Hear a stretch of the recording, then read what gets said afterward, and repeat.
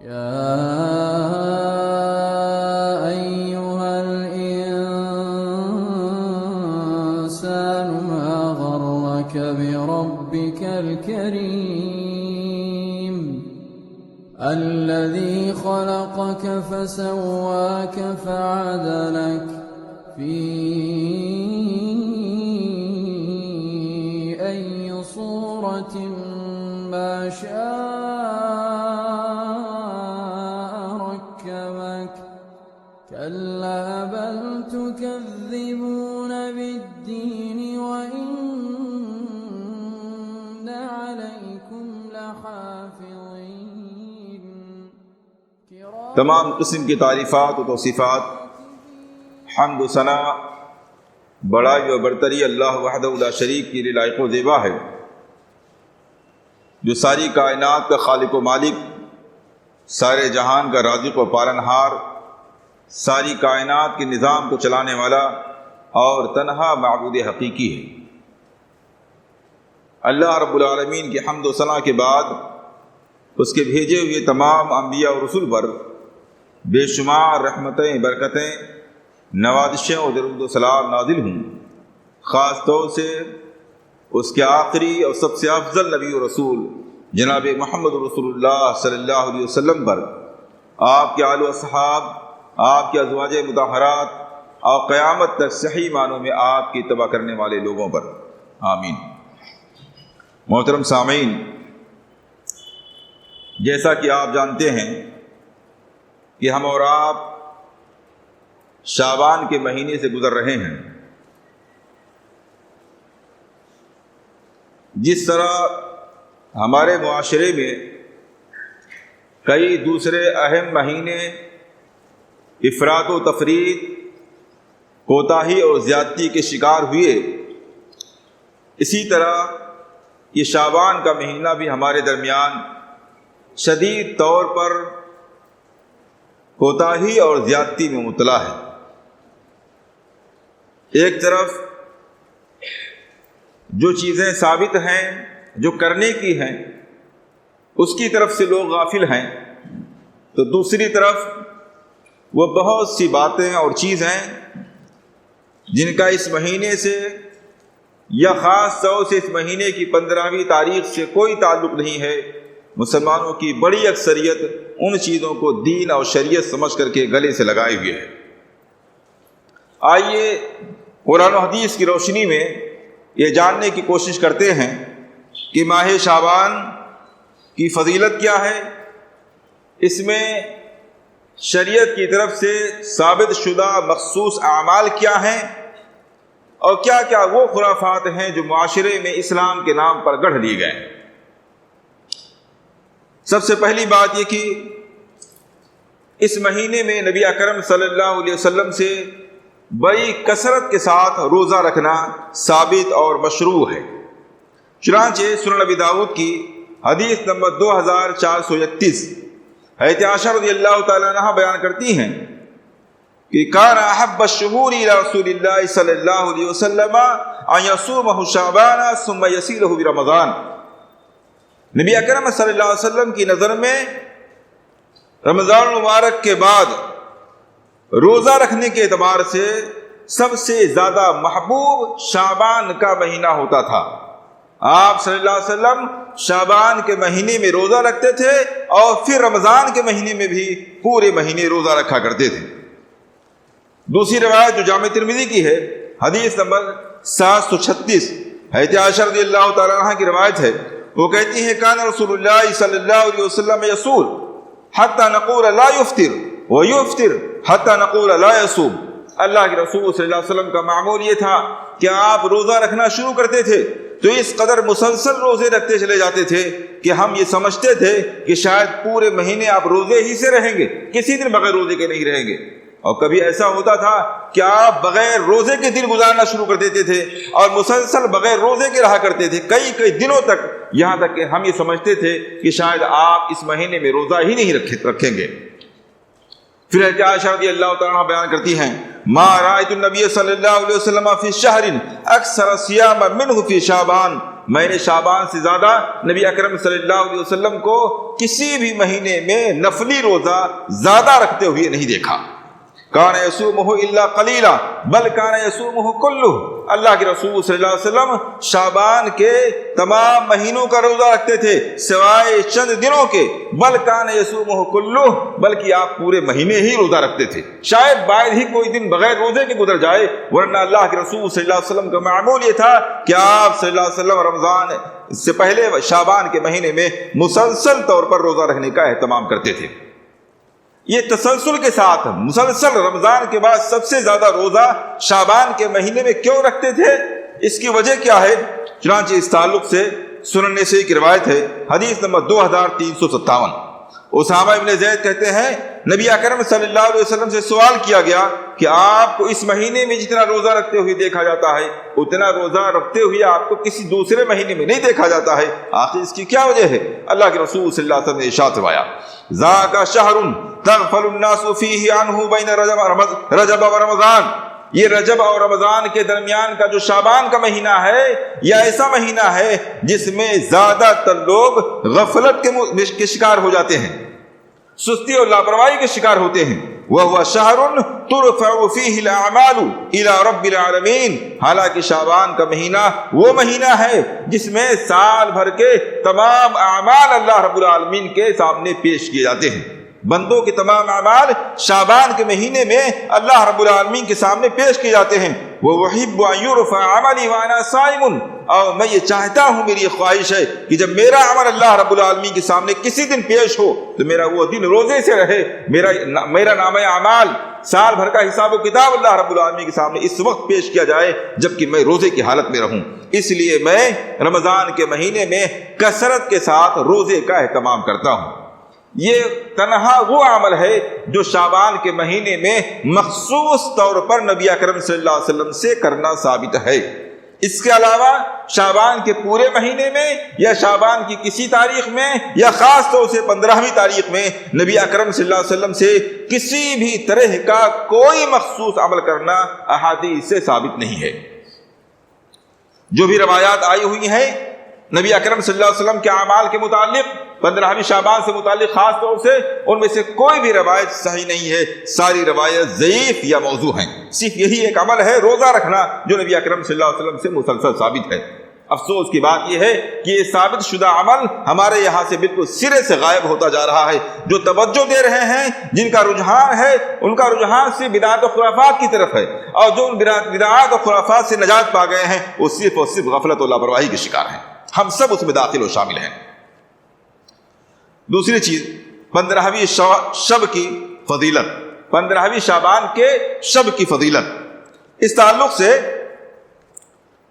صحیح ابن حبان اور طبرانی و بہقی کی روایت ہے جسے علامہ البانی رحمہ اللہ نے صحیح قرار دیا ہے۔ وہ کہتے ہیں اللہ کے رسول صلی اللہ علیہ وسلم نے فرمایا یطلع اللہ تبارک و تعالی الی خلقہ لیلۃ نصف من شعبان، اللہ رب العالمین شعبان کے آدھی رات یعنی 15ویں شعبان کی شب میں، 15ویں شعبان کی رات میں آسمان دنیا سے دنیا کی طرف نظر ڈالتا ہے، جھانکتا ہے۔ فیغفر لجمیع خلقہ، اللہ رب العالمین اپنی ساری مخلوقات کی مغفرت فرما دیتا ہے، سارے انسانوں کی مغفرت فرما دیتا ہے، الا لمشرک، مگر مشرک کی مغفرت نہیں فرماتا ہے، اور مشاہن یا مشاہن کی مغفرت نہیں فرماتا ہے۔ مشاہن کا معنی وہ شخص جس کے درمیان آپس میں کینہ، کپٹ، بغض، حسد اور نفرت ہے۔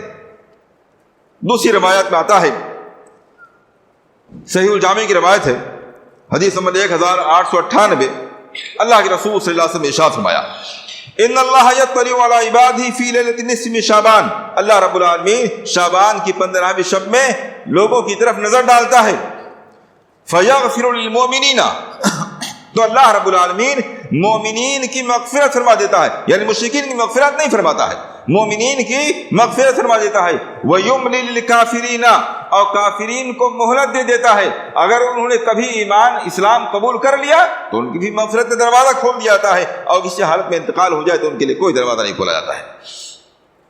وَيَدَعُ أَهْلَ الْحِقْدِ بِحِقْدِهِمْ حَتَّى يَدَعُوهُ، اور اہل ایمان میں سے جو لوگ آپس میں کینہ کپٹ اور حسد رکھنے والے لوگ ہیں، آپس میں بغض اور نفرت رکھنے والے لوگ ہیں، اللہ رب العالمین ایسے مومنین کی بھی مغفرت نہیں فرماتا ہے، ان کو بھی اسی حالت میں چھوڑ دیتا ہے، یہاں تک کہ وہ آپس میں نفرت کرنا چھوڑ دیں۔ جب وہ آپس میں نفرت کرنا چھوڑ دیتے ہیں تو اللہ رب العالمین ان کی بھی مغفرت فرما دیتا ہے۔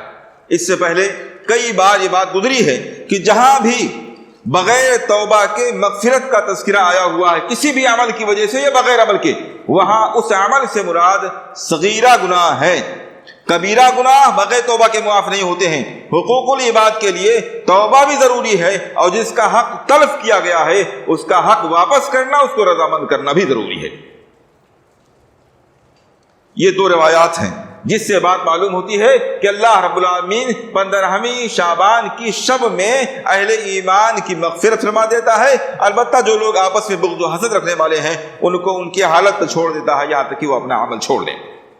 اس کے علاوہ 15ویں شعبان کی فضیلت سے متعلق احادیث میں کوئی بھی روایت موجود نہیں ہے۔ پورے شعبان میں عمل کے معاملے میں اللہ کے رسول صلی اللہ علیہ وسلم کا روزہ رکھنا، اور فضیلت کے معاملے میں 15ویں شعبان کے تعلق سے خصوصی طور پر یہ روایت جس میں اللہ رب العالمین کی معاف کر دینے کا تذکرہ آیا ہوا ہے، اس میں بھی کسی عمل کا کوئی تذکرہ نہیں ہے۔ اللہ رب العالمین اپنے رحم و کرم سے بذات خود بندے کے کسی عمل، کسی دعا اور کسی اور عمل کی بنیاد پر نہیں، بلکہ اللہ رب العالمین کا یہ منشا ہے کہ وہ خاص طور پر 15ویں شعبان کی شب میں اپنے رحم و کرم سے مومن بندوں کی مغفرت فرما دیتا ہے۔ مغفرت سے کسی عمل کا ثبوت نہیں ملتا ہے، کیونکہ حدیث کے اندر کسی عمل کو ثبوت نہیں ہے، اور جب تک عمل کا ثبوت نہ ہو تب تک اپنی جانب سے کسی عمل کو گڑھ لینا یہ مردود عمل ہے، جیسے کہ مشہور حدیث ہے من عمل عملا لیس علیہ امرنا فہو رد۔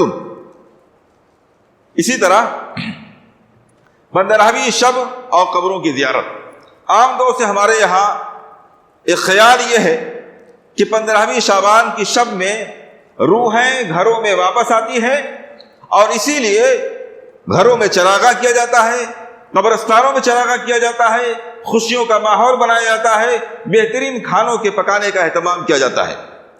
حالانکہ ان تمام باتوں اور کاموں میں سے کوئی ایک بات اور ایک کام بھی نہ نبی اکرم صلی اللہ علیہ وسلم سے ثابت ہے، نہ صحابہ کرام سے، نہ اسلاف سے، نہ امامان دین سے، کسی سے بھی 15ویں شب میں روحوں کے واپس آنے کا مسئلہ، یا خاص طور سے 15ویں شعبان میں قبروں کی زیارت کا، قبروں پر چراغاں کرنے کا، گھروں کو روشن کرنے کا، یا گھروں پر اسپیشل قسم کے پکوان پکانے کا قطعاً اسلاف سے کوئی ثبوت نہیں ہے۔ چنانچہ اس سلسلے میں جو بات بیان کی جاتی ہے وہ بھی آپ کے سامنے ہونی چاہیے۔ دیکھیے، ہر اہل باطل بلکہ تمام لوگ ان کے نظریات کے لیے ان کے پاس دلیل ضرور ہوتی ہے۔ ہمیں اس خیال میں نہیں رہنا چاہیے کہ دلیل صرف ہمارے پاس ہے، دلیل سب کے پاس ہوتی ہے، لیکن دلیل کا ہونا کافی نہیں ہے۔ دلیل ہو پھر وہ صحیح ہو، اور اس سے وہ مسئلہ بھی ثابت ہو رہا ہو جس مسئلے کے لیے وہ دلیل پیش کی گئی ہے۔ چنانچہ 15ویں شعبان میں قبروں کی زیارت کے تعلق سے صحیح مسلم کی روایت پیش کی جاتی ہے۔ روایت کا خلاصہ یہ ہے کہ نبی اکرم صلی اللہ علیہ وسلم حضرت عائشہ رضی اللہ تعالیٰ عنہ کے حجرے میں آئے۔ حضرت عائشہ رضی اللہ تعالیٰ عنہ کے حجرے میں آپ کی باری تھی۔ آپ صلی اللہ علیہ وسلم حضرت عائشہ رضی اللہ تعالیٰ عنہ کے پاس بستر پر آرام کرنے لگے، یہاں تک کہ آپ صلی اللہ علیہ وسلم بڑی خاموشی کے ساتھ اٹھے، آپ نے چادر اوڑھی، خاموشی کے ساتھ جوتی پہنی، اور آپ گھر سے باہر تشریف لے گئے۔ حضرت عائشہ رضی اللہ تعالیٰ عنہ بیدار تھی، مگر آپ سمجھ رہے تھے کہ آپ حضرت عائشہ رضی اللہ تعالیٰ عنہ سو رہی ہیں۔ یہ ہے آپ کے علم غیب کا حال۔ حضرت عائشہ رضی اللہ تعالیٰ عنہ آپ کی بیوی آپ کے بغل میں آپ کے بستر پر سوئی ہوئی ہیں، اللہ کے رسول صلی اللہ علیہ وسلم کو یہ تک معلوم نہیں کہ وہ سوئی ہوئی ہے یا بیدار ہے۔ اللہ کے رسول صلی اللہ علیہ وسلم جب باہر نکلتے ہیں، حضرت عائشہ رضی اللہ تعالیٰ عنہ کو شبہ ہوتا ہے کہ شاید آپ کسی دوسرے زوجہ کے گھر تو نہیں جا رہے ہیں۔ سوکنوں میں، بیویوں میں اس قسم کے شکوک و شبہات عام ہیں۔ چنانچہ حضرت عائشہ رضی اللہ تعالیٰ عنہ پیچھے چلتی ہیں، وہ دیکھتی ہیں کہ اللہ کے رسول صلی اللہ علیہ وسلم جنت البقیع کی طرف جا رہے ہیں۔ اللہ کے رسول صلی اللہ علیہ وسلم جنت البقیع جاتے ہیں اور کافی دیر تک جنت البقیع والوں کے لیے دعا فرماتے ہیں۔ پھر آپ صلی اللہ علیہ وسلم جب واپس ہوتے ہیں تو آپ دیکھتے ہیں کہ کوئی سایہ ہے جو میرے آگے جا رہا ہے۔ اللہ کے رسول صلی اللہ علیہ وسلم اب بھی نہیں جان پاتے ہیں کہ کون ہے۔ آپ صلی اللہ علیہ وسلم تیز قدموں سے چلتے ہیں، سامنے والا سایہ تیز قدموں سے چلنے لگتا ہے، آپ دوڑنا شروع کرتے ہیں، سامنے والا سایہ اور تیز قدموں سے دوڑنے لگتا ہے، یہاں تک کہ حضرت عائشہ رضی اللہ تعالیٰ عنہا آپ صلی اللہ علیہ وسلم سے پہلے اپنے کمرے میں آ کر کے لیٹ جاتی ہیں۔ اللہ کے رسول صلی اللہ علیہ وسلم کمرے میں پہنچتے ہیں، ان کی سانس پھول رہی ہوتی ہے۔ اللہ کے رسول صلی اللہ علیہ وسلم حضرت عائشہ سے پوچھتے ہیں، عائشہ کیا معاملہ ہے، سانس کیوں پھول رہی ہے؟ انہوں نے کہا اللہ کے رسول صلی اللہ علیہ وسلم اگر آپ نہ ہوتے تو میں جھوٹ بول سکتی تھی، مگر مجھے معلوم ہے اگر میں آپ سے جھوٹ بولنے کی کوشش کروں گی تو رب العالمین آپ کو خبردار کرے گا۔ پھر حضرت عائشہ رضی اللہ تعالیٰ عنہ نے پورا واقعہ بیان فرمایا۔ اللہ کے رسول صلی اللہ علیہ وسلم فرمایا دراصل معاملہ یہ تھا کہ جب ہم اور آپ لیٹے ہوئے تھے تو جبریل امین خاموشی کے ساتھ آئے، انہوں نے سلام عرض کیا اور خاموشی کے ساتھ مجھ سے کہا کہ اللہ رب العالمین آپ کو یہ حکم دے رہا ہے کہ آپ جا کر کے جنت البقیع والوں کے لیے دعا فرمائیں۔ چونکہ حضرت جبرائیل نے خاموشی اختیار کی، اس لیے میں نے بھی چاہا کہ خاموشی کے ساتھ جاؤں تاکہ تمہیں کوئی پریشانی نہ ہو، اس لیے میں چلا گیا تھا۔ کیا تمہیں یہ خطرہ ہے کہ اللہ اور اس کے رسول تمہارے ساتھ زیادتی اور ظلم کریں گے، تمہاری باری میں دوسرے کے ہاں چلے جائیں گے؟ یہ پورا واقعہ ہے جو صحیح مسلم میں موجود ہے، صحیح روایت ہے۔ اس روایت سے یہ ثابت کیا جاتا ہے کہ اللہ کے رسول صلی اللہ علیہ وسلم جنت البقیع میں 15ویں شعبان کو گئے تھے، حالانکہ اس روایت میں کہیں بھی 15ویں شعبان کا کوئی تذکرہ ہی نہیں ہے، بلکہ علماء نے اس حدیث کی شرح میں یہ بات لکھی ہے کہ یہ واقعہ نبی اکرم صلی اللہ علیہ وسلم کی وفات سے چند دنوں پہلے کا ہے، اور چند دنوں پہلے کا مطلب یہ ہے کہ یہ واقعہ شعبان کا تو قطعا نہیں ہو سکتا ہے، بلکہ یہ واقعہ سفر کا یا ربیع الاول کے شروع ایام کا ہے۔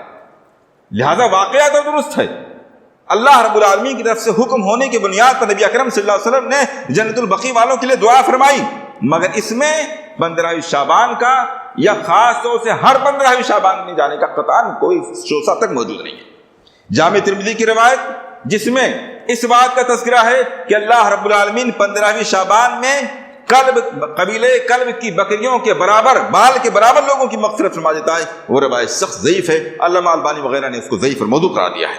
لہذا 15ویں شعبان میں روحوں کے واپس آنے کا عقیدہ، چراغاں کرنے کا عقیدہ اور جو کچھ بھی خرافات 15ویں شب میں کیے جاتے ہیں، ان میں سے کوئی ایک عمل بھی ایسا نہیں ہے جو نبی اکرم صلی اللہ علیہ وسلم سے ثابت ہو، بلکہ اگر دیکھا جائے تو قرآن اور احادیث سے واضح طور پر یہ بات معلوم ہوتی ہے کہ کوئی بھی انسان انتقال کر جانے کے بعد میں دوبارہ لوٹ کر کے دنیا میں نہیں آ سکتا ہے، وہ چاہے کافر ہو، چاہے مومن ہو، چاہے شہید کیوں نہ ہو، واپس وہ آ ہی نہیں سکتا ہے۔ اس تعلق سے قرآن و حدیث کی کئی نصوص موجود ہیں۔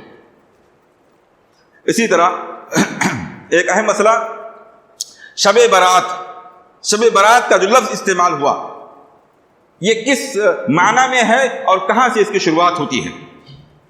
آپ جانتے ہیں شب یہ فارسی کا لفظ ہے، عربی کا لفظ نہیں ہے۔ اگر عربی میں لفظ آیا ہوتا تو لیلۃ البراء ہوتا۔ کچھ لوگ غلطی سے یہ کہتے ہیں کہ شب بھی فارسی ہے اور برات بھی فارسی ہے، قرآن و حدیث میں نہ کہیں شب آیا ہے نہ کہیں برات آئی ہے، یہ زیادتی ہے۔ برات کا لفظ قرآن کے اندر موجود ہے، شب اگرچہ فارسی ہے اور فارسی کا لفظ قرآن و حدیث میں نہیں ہے، شب کے معنی رات کے ہوتے ہیں، لیکن برات کا لفظ قرآن کے اندر آیا ہوا ہے۔ اللہ رب العالمین نے سورہ توبہ کی پہلی ہی آیت میں فرمایا برات من اللہ ورسولہ، برات ہے، بیزاری کا اظہار ہے، نفرت اور دوری کا اعلان کیا جاتا ہے مشرکین سے۔ وہ پوری آیت کریمہ ہے، ایک خاص پس منظر میں ہے۔ میں صرف یہ دکھانا چاہتا ہوں کہ برات کا لفظ قرآن میں موجود ہے، اور جہاں بھی قرآن میں برات کا یا حدیث میں برات کا لفظ آیا ہوا ہے وہ دوری، نفرت اور بیزاری اور الگ تھلگ ہونے کے معنی میں ہے۔ لہذا شب برات کا معنی ہے نفرت، دوری، بیزاری۔ یہ جو غلطی سے ہمارے یہاں اس کی تشریح یہ کی جاتی ہے کہ گناہوں سے پاکی کی رات، برات کے معنی پاکی کے نہیں ہوتے ہیں، یہ لفظ کو خلطمند کرنے کی بات ہے۔ برات کا معنی ہوتا ہے کسی شخص سے بیزاری اور نفرت اور دوری کا اعلان کرنا۔ دراصل معاملہ یہ ہے کہ شیعہ حضرات جو اپنے 12ویں امام، جن کو امام مہدی بھی کہتے ہیں، جو ان کے امام غائب ہیں، ان کے آنے کے انتظار میں خاص طور سے شعبان کی 15ویں شب میں چراغاں کرتے ہیں، خوشیاں مناتے ہیں، ان کے آنے کا انتظار کرتے ہیں، اور پرچیاں نکال کر کے امام غائب کے آنے کی درخواست کرنے کے لیے ندیوں میں، نالوں میں پرچیاں ڈالتے ہیں۔ اور باقاعدہ ان کی کتابوں میں بات، تحفۃ العوام نام کی کتاب ہے جس میں بات لکھی ہوئی ہے کہ ہمارے امام غائب امام مہدی علیہ السلام جب آئیں گے تو وہ سنیوں کا خاتمہ کریں گے، یہاں تک کہ مکہ و مدینہ پر کو فتح کریں گے، اور مدینہ جانے کے بعد میں وہ حضرت عائشہ، ابو بکر و عمر رضی اللہ تعالیٰ عنہم اجمعین کی قبروں کو اکھاڑیں گے، ان کی لاشوں کو وہاں سے نکال کر کے اور ان کو سولی پر چڑھائیں گے، ان کو ذلیل کریں گے، اس لیے کہ ان کے نزدیک سارے لوگ ظالم و جابر تھے۔ یہ عقائد ہیں. شیعہ حضرات نے اسی لیے اس کو شب برات کہا ہے. شب برات یعنی صحابہ کے ماننے والوں سے، اہل السنہ والجماعت سے برات اور بیزاری اور نفرت کی رات، گناہوں کی پاکی کی رات نہیں ہے. غلطی سے ہمارے یہاں کئی معاملات میں، بلکہ اگر آپ تحقیق سے کام لیں گے تو جو جتنی بھی بدعات اور خرافات آپ کو ملیں گی، زیادہ تر بدعات اور خرافات کی جڑیں آپ کو شیعہ سے نکلتی ہوئی ملیں گی. شیعہ حضرات نے تقیہ سے کام لیتے ہوئے اپنی بہت سی چیزوں کو موضوع حدیث کے سہارے سے اہل السنہ والجماعت میں داخل اور شامل کر دیا، اور آج بدعات و خرافات ہمارے یہاں رائج ہیں. لہذا شب برات کا اسلام میں کوئی تصور نہیں ہے، نہ یہ لفظ شب برات کے نام سے کہیں موجود ہے، اور نہ ہی اس کی کوئی فضیلت آئی ہوئی ہے، نہ اس تعلق سے کسی بھی عمل کا تذکرہ آیا ہوا ہے. البتہ یہ بات جو بیان کی جاتی ہے کہ شب برات ہی وہ رات ہے جس میں اللہ رب العالمین تمام اہم چیزوں کے فیصلے فرماتا ہے، یہ بھی ایک خرافات کا حصہ ہے.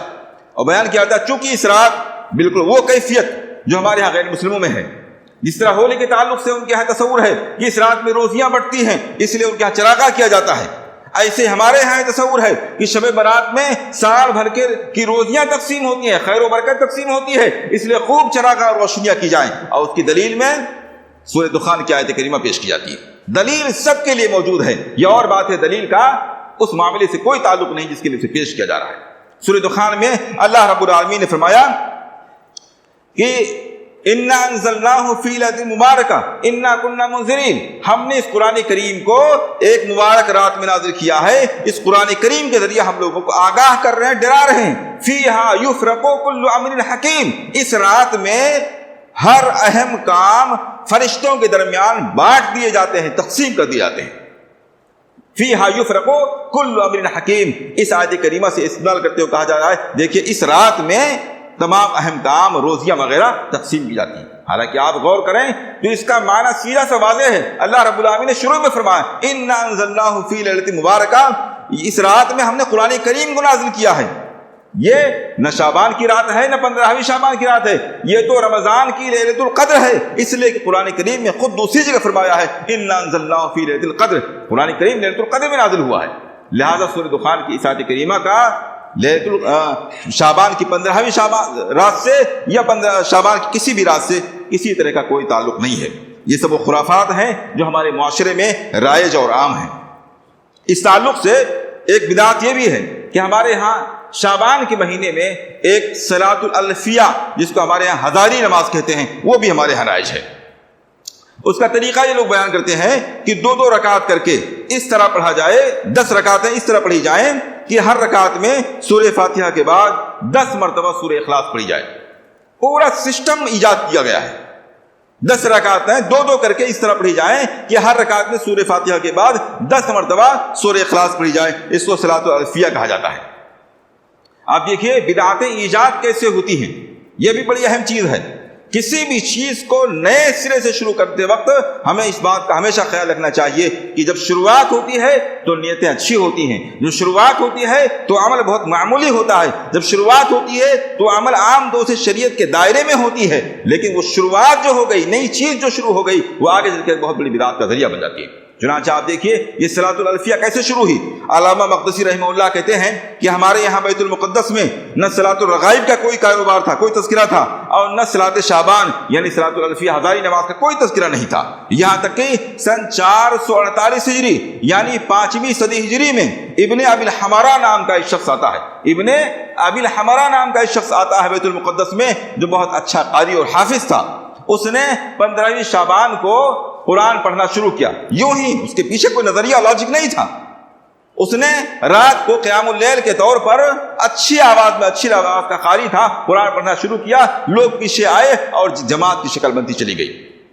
اتفاق کی بات ایک اچھی خاصی جماعت بن گئی اور لوگوں نے اس کو پسند کیا. نتیجہ یہ ہوا کہ اب وہ ابن ابی الحمرا نام کا شخص ہر 15ویں شعبان کو آ کر کے وہاں قیام اللیل کرتا تھا اور لوگ مخصوص طریقے سے وہ نماز پڑھتے تھے. اور دھیرے دھیرے اس نماز کی خاص کیفیت بنتی چلی گئی جس کو صلاۃ الالفیہ کے نام سے ایجاد کر دیا گیا.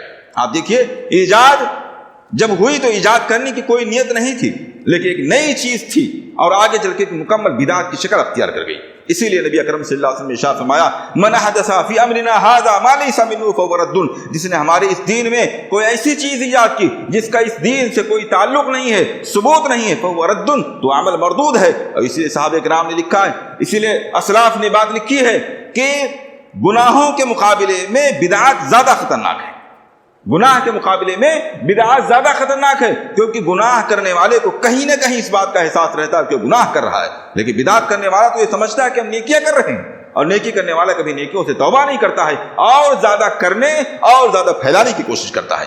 اس لیے ہم سب کو چاہیے کہ دین کو سمجھیں، دین پر مضبوطی سے قائم رہیں، اصل دین کی دعوت دیں۔ بدعات اور خرافات کو جس طرح جاننا اور سمجھنا ہماری ذمہ داری ہے، ایسی ہماری ہی ذمہ داری ہے۔ میں آپ سے مخاطب ہوں، یا آپ کی ذمہ داری ہے، آپ کے علاوہ دوسرا کوئی یہ کام نہیں کر سکتا ہے۔ اس لیے کہ آپ معاشرے میں نکل کے دیکھیے، کوئی طبقہ ایسا نہیں ہے جو شعبان اور دوسرے مہینوں کی بدعات اور خرافات سے بالکل پاک ہو۔ یہ آپ کی ذمہ داری ہے، آپ ہی ہیں جو کتاب و سنت کا علم لے کر کے کھڑے ہو سکتے ہیں۔ اس لیے اس حقیقت کو جانیے، حکمت کے ساتھ، دانائی کے ساتھ، دلیل کی روشنی میں لوگوں کو سمجھانے اور بتانے کی کوشش کیجیے کہ معاشرے میں دین کے نام پر جو کچھ کیا جا رہا ہے وہ دین نہیں ہے۔ دین اصل میں وہ ہے جو نبی اکرم صلی اللہ علیہ وسلم لے کر کے آئے تھے۔ اللہ رب العالمین سے دعا ہے کہ ہمیں کتاب و سنت کو صحیح معنوں میں سننے، سمجھنے، اس پر قائم رہنے اور اس کی دعوت دینے کی توفیق عنایت فرمائے، اور تمام قسم کی بدعات اور خرافات کو جاننے، سمجھنے، اس سے دور رہنے، دوسروں کو دور رکھنے اور اس کے خرافات اور اس کی بدعات ہونے کو واضح کرنے کی توفیق عنایت فرمائے۔ آمین۔ وآخر دعوانا ان الحمد للہ رب العالمین۔